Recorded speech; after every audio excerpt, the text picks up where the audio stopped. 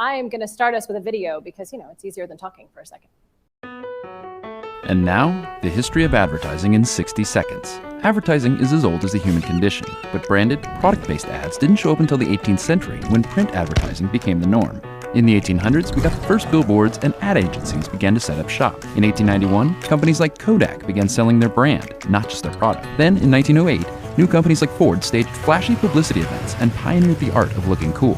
The soap opera was born when soap companies discovered the popularity of radio dramas among women when they did their housework. By the makers of Lux toilet soap. Bulova watches made the first television commercial. It cost $9. And when psychologists got involved in the 1960s, focus groups transformed the industry into a calculated science. The tactics got a lot less predictable, and the budgets got a lot bigger. Enter the internet. Even though it looked like this and sounded like, advertisers were eager to engage the growing network of more than 5 million users. By the year 2000, ads were appearing alongside search results, driven by consumer interests. Now, advertising is just part of the conversation. For the first time in history, consumers are able to choose the ads they see based on their own taste, and brands are working with publishers to create content. It's a whole new world. Welcome to modern advertising. All right, so that's not new information to anybody in this room, I'm sure, but what I love, I don't know whether to stand in front of these chairs or behind these chairs. I'm gonna pace, just fair warning. So what I love about that video is that it shows us that we haven't changed, right? There isn't a single advertising medium that we've gotten rid of in this industry, right? We have search, we have social, we have billboards, we have out of home, we have live events. Look at us, we're here. All of it has stayed. It's just gotten more complicated. There is no doubt that there are more places to put our media today, but in turn, there are also more ways to place our media today. What do I mean by that? Sorry, I think I lost, oh yeah, the TV department. I think it's hilarious. Moving on. Out of home, audience guarantees, TV, 1P, contextual, programmatic, fixed CPMs, bidded, influencer, social, retailer media, AR, VR. I mean, the list goes on and on and on, and I haven't even captured it all. By my very rough math, there's at minimum 73 permutations of ways to place media today. So it is no doubt that your media departments look more like data analysts than they do like planners and strategists. So what do we do about this? We have to take a second to realize how fast this industry is growing. And I know I'm talking to those of us that are in the industry, but let's just think about this for a second. 31% increase in first half US media investment. That's not a surprise because you're comparing it to first half of 2020. So I'll set that aside for a second. What I think is even more interesting is the 27% increase in media spend per hour per user. It's costing us more to reach them. There's also 44 zettabytes of data, which is more than 40 times the observable stars in the universe, just to put it into context. We've all heard the stats. Consumers see 6,000 to 10,000 advertisements a day. 26% are using ad blockers. 52% say that they've seen too many ads from an advertiser creates a negative consumer experience. Only 16% are opting into iOS 14.5. It's probably ultimately going to be less than that, right? Our tracking capabilities are getting harder and harder. Our cookie is crumbling. Come on, forgive the pun, I couldn't resist. The media team's job has gotten a lot harder. How will we prove consumer value? How will we prove the value of the dollars that we're putting into the ecosystem? How will we ensure that 50% of our advertising isn't wasted, but that we're actually reaching the right consumer and creating great consumer experiences? And not all is lost.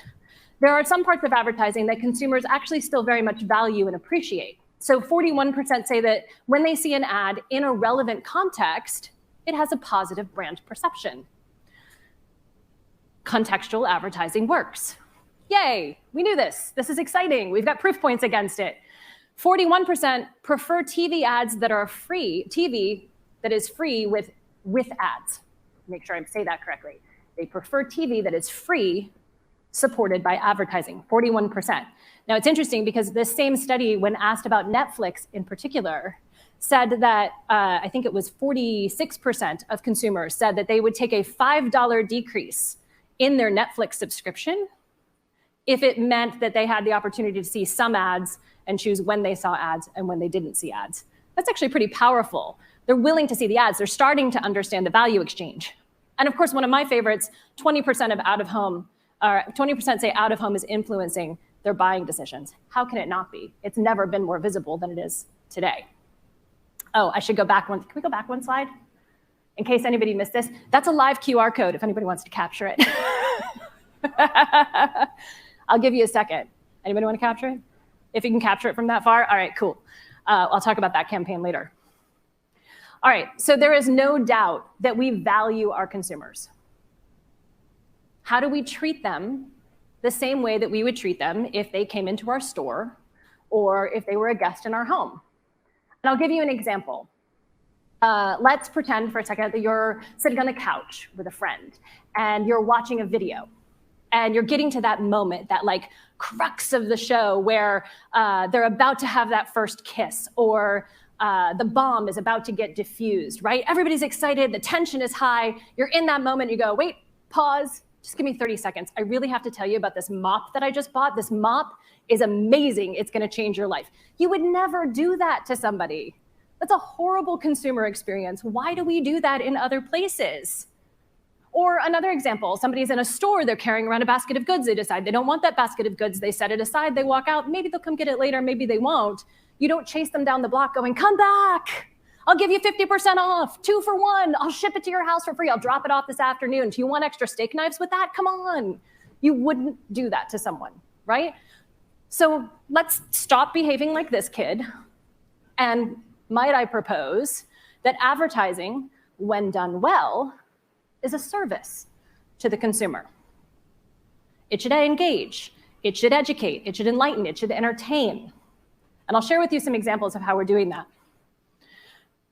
There are 7 things that we are doing at L'Oreal that I have asked of my fellow people in the media community, that I will ask of all of you here today to help us with, to try and elevate the consumer experience when it comes to advertising. I'll start at the top of the list. First is to test and learn. We all know we're facing the deprecation of the third-party cookie. We know that we're having MRC challenges with Nielsen. We know that measurement is an issue. We can't understand reach and frequency and cross-platform reach and frequency. Getting all of the data in one place to talk to itself is difficult and challenging. And with the deprecation of the cookie, there are all sorts of solutions coming out after us to try and help us solve these pieces. So my ask of the community, myself, folks like Yen, how do we test and learn everything we possibly can, every bird name solution, flock, fledge, pelican, you name them, they're all named after birds. I don't know why that's the trend right now. It's like having a litter of puppies that you name after old muscle cars.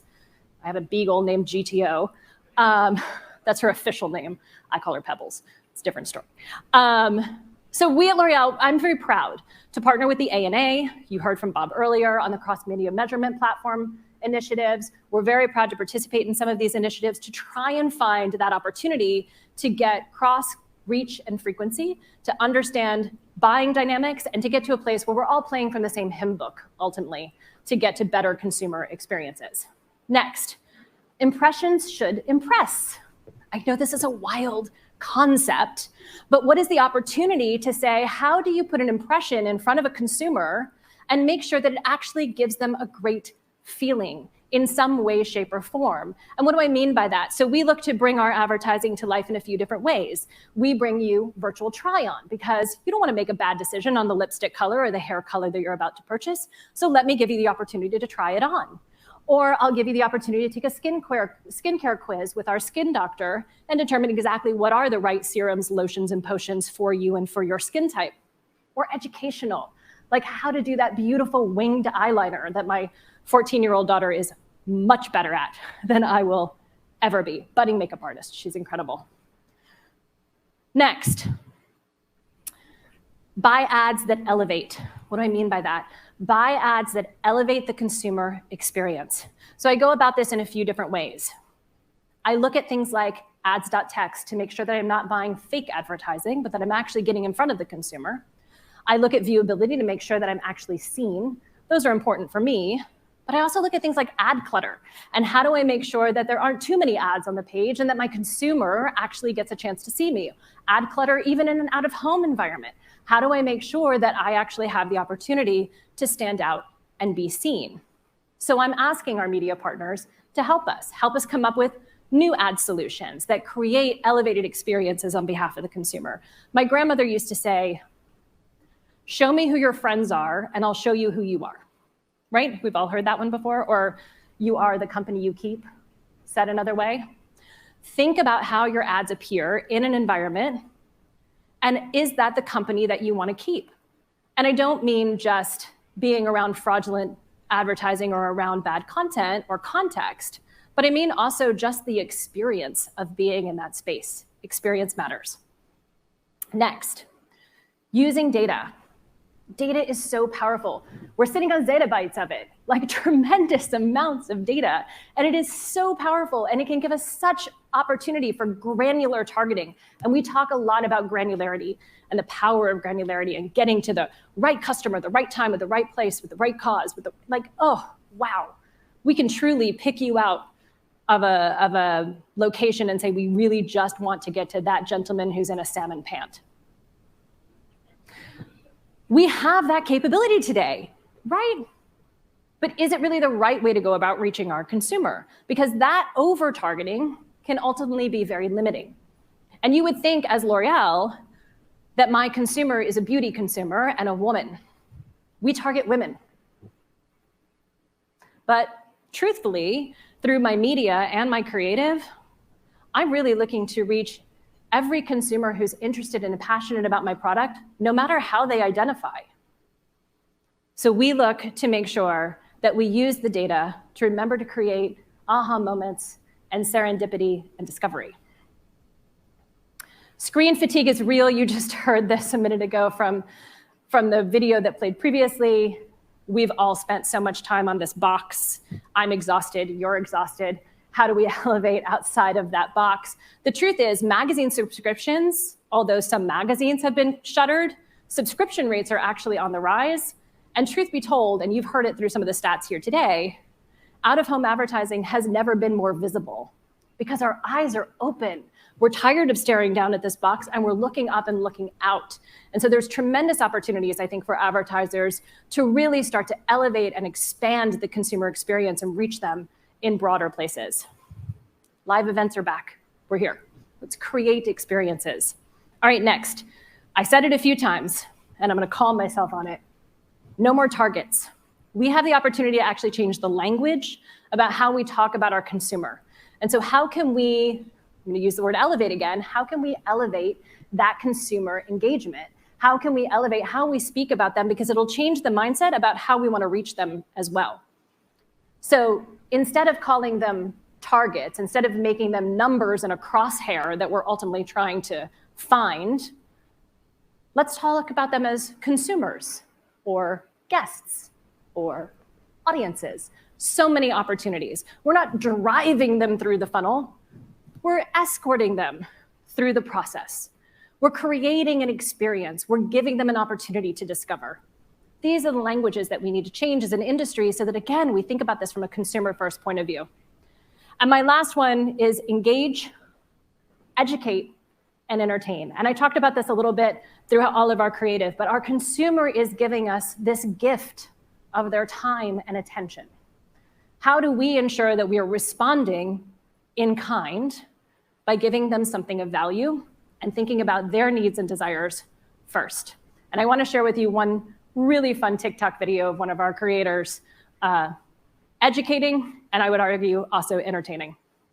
So let's talk about something. Thayer's, the iconic red top. Everyone knows this brand. It's a good toner. And of course, the whole controversy is that witch hazel is bad for you. It dries your skin out, yada, yada. But oh my God, there is a difference, people. If you guys go to your local grocery market or pharmacy, you'll see in the first aid aisle that there is witch hazel, like basically right next to isopropyl alcohol. That is the witch hazel you should not be putting on your face because it's made for a completely different purpose. It's an astringent. The witch hazel in Thayer's is completely different from that. They don't use alcohol to extract the witch hazel's properties. They use a process called maceration, which is basically like brewing tea. It's just water. I don't know why everyone was freaking out about this. Thayer's facial toner is like the modern day toner. It's hydrating. It has glycerin, it has purified water, it has aloe vera, it has rose petal water. It's meant to be hydrating. With all the craziness of witch hazel, just toss that out because trust me, I've been using witch hazel for a really long time.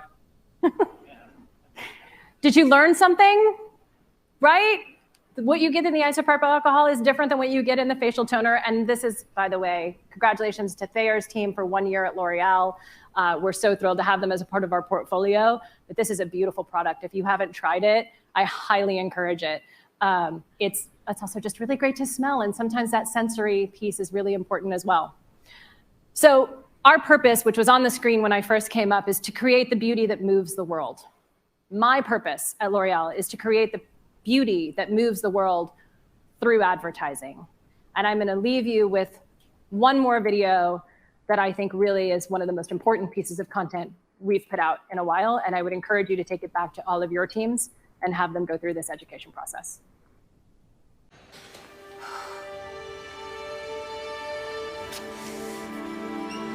We see it happen everywhere, at any time. 78% of women have experienced sexual harassment in public spaces. Like a suggestive comment, A sexually explicit touch, an inappropriate gesture, or being followed. And it threatens our self-worth. it takes over who we are. We see it happen, but stay cautiously silent and uncomfortably look away. maybe because we don't know what to do. How to help. Or how to combat the situation. I said I'm fine, so don't bother me. The time has come to keep our heads up and to stand up for each other against street harassment. And everyone can be part of the solution. Sorry, I'm gonna pay for it. Excuse me. Is this yours? Can you help me, please? I'm looking for this direction. L'Oreal Paris and the nonprofit organization Holla Back have joined forces to teach men and women how to combat sexual harassment in public spaces with simple but impactful actions.